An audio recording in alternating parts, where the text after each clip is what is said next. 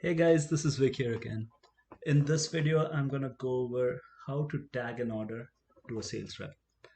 Well, it's as simple as putting the rep's tag on the order, and then our workflow runs and it'll do all the commission calculations. So to start off, get your rep's tag. So I'm just for my test rep, I have my tag here. So Vic is my tag. Then uh, go to the orders tab, whichever order you want to tag.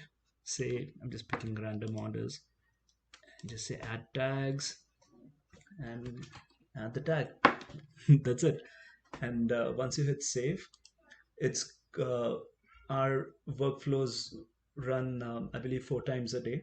So they will pick it up and it will do all the commission calculations correctly.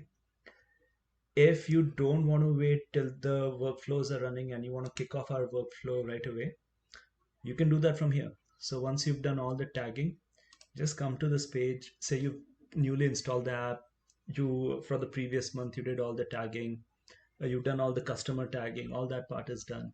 And then just select, like from 1st of November, run report. Once you run this, the workflow runs, it picks all the tags, it does all the commission calculations and generates the reports. Cool. So that's for tagging orders to reps. Thanks, guys.